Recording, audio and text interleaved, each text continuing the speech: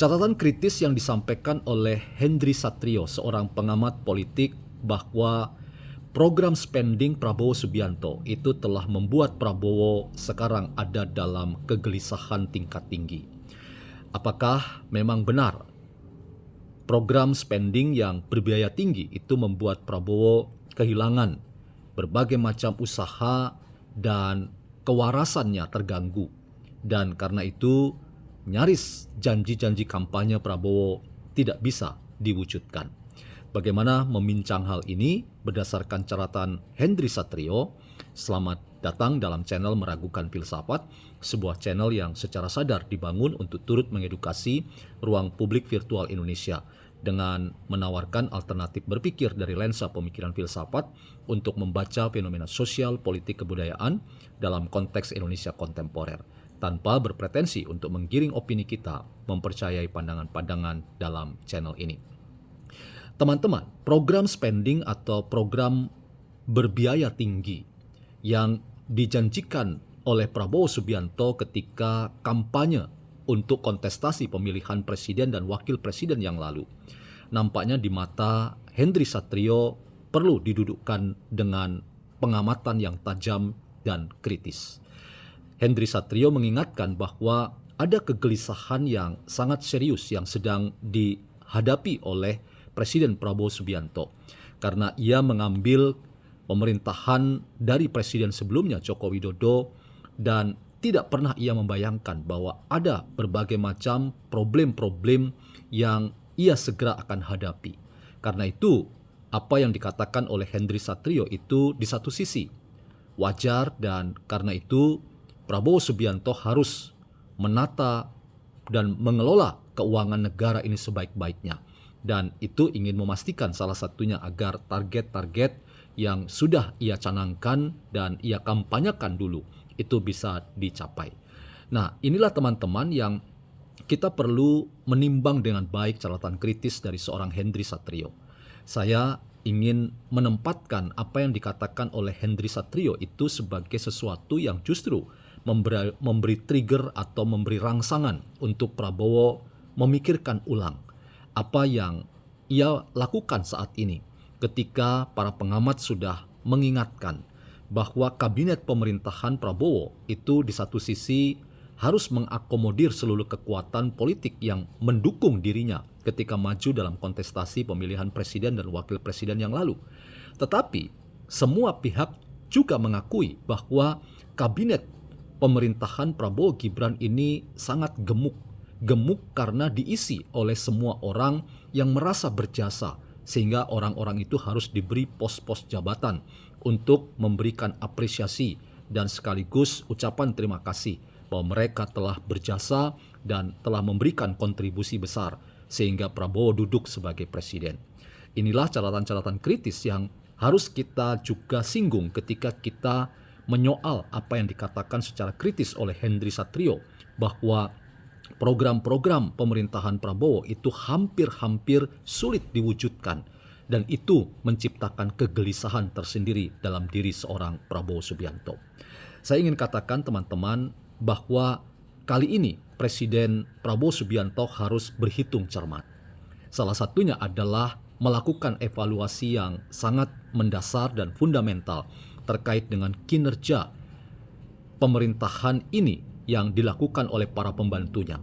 Apakah betul bahwa ada menteri-menteri yang tidak melakukan tugas dengan baik yang karena itu perlu segera dievaluasi dan bila perlu dilakukan reshuffle terhadap pemerintahan ini untuk mencari akar masalah mengapa terjadi sikap-sikap yang justru kontraproduktif terhadap pemerintahan yang telah digariskan oleh Prabowo Subianto.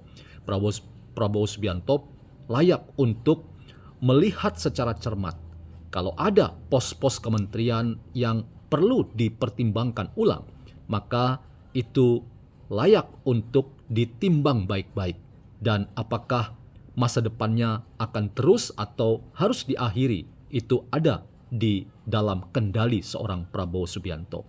Karena itu dampak dari gemuknya kabinet Prabowo Subianto ini akan membuat program-program yang sangat dibanggakan oleh Prabowo dan dianggap itu populis karena langsung bersentuhan dengan kebutuhan hajat hidup orang banyak.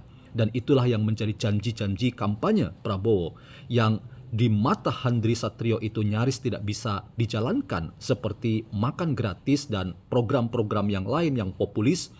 Itu perlu untuk dilihat dalam koridor dan kerangka dan sistematika berpikir yang sangat komprehensif dan luas dan menyeluruh terkait dengan kinerja pemerintahan Prabowo, khususnya para pembantu Presiden Prabowo dan Wakil Presiden Gibran. Tetapi terhadap menteri-menteri dan kementerian yang menunjukkan prestasi yang baik dan seiring sejalan dengan apa yang digariskan oleh Prabowo sebagai presiden, maka layaklah kementerian-kementerian itu dan orang-orang yang menjabatnya untuk dipertahankan dan bahkan diberi apresiasi yang tinggi bahwa mereka telah mensukseskan apa yang menjadi tujuan dan maksud dari pemerintahan Prabowo Subianto. Inilah teman-teman yang rasanya dalam konteks ini catatan yang disampaikan oleh Henry Satrio itu menarik dan membuat kita semua tergugah bahwa pemerintahan Prabowo harus sangat matang dalam merencanakan segala sesuatu. Tidak ada dan tidak boleh ada pos-pos kementerian yang bocor di sana-sini yang hanya akan menguntungkan pihak-pihak atau kelompok-kelompok tertentu atau bahkan individu tertentu. Ia harus menghitung dengan cermat agar semua pos-pos keuangan itu arahnya dan tujuannya satu, yaitu memastikan program-program unggulan Presiden Prabowo itu dapat bersentuhan langsung dengan hajat hidup orang banyak dan ini sekaligus meningkatkan elektabilitas dan kepuasan rakyat atas pemerintahan Prabowo bersama Gibran. Hal yang kedua teman-teman, Presiden Prabowo juga sudah memberikan pesan yang sangat tegas bahkan keras kepada para pembantunya bahwa gerakan berhemat itu sekarang harus dilakukan dengan cermat. Bahkan Presiden Prabowo sudah mengapresiasi Kementerian Keuangan di bawah Menteri Keuangan Sri Mulyani bahwa mereka sudah membuat perencanaan yang matang sehingga tidak mungkin ada pos-pos anggaran dan pos-pos program yang dilewatkan begitu saja sehingga keuangan itu menjadi bocor dan tidak bisa dikendalikan.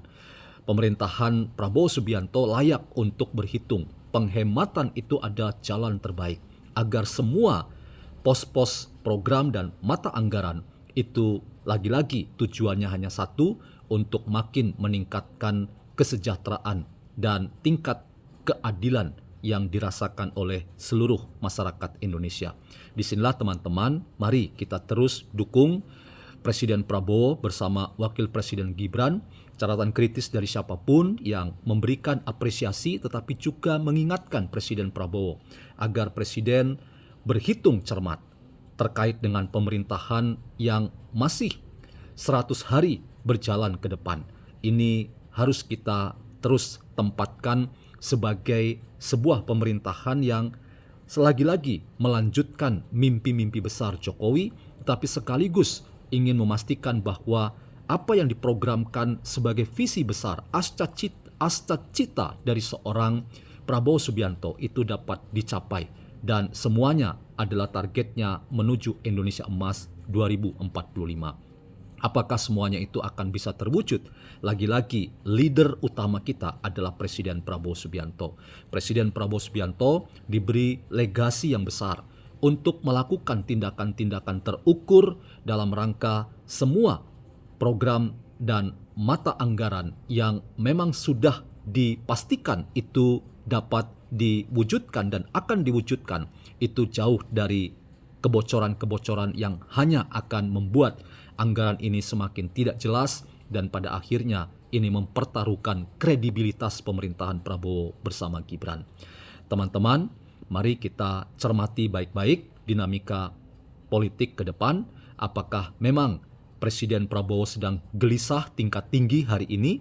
Rasanya apa yang dikatakan oleh Henry Satrio mungkin saja benar, tetapi saya masih percaya bahwa Presiden Prabowo mampu mengelola pemerintahan ini dengan baik dan target-target yang dia wacanakan dan dia sampaikan ketika kampanye dan itu menjadi janji-janji pemerintahan Prabowo itu akan dapat diwujudkan dan tujuannya adalah semua rakyat Indonesia sejahtera dan mengalami tingkat keadilan yang semakin baik hari ini dan ke depan.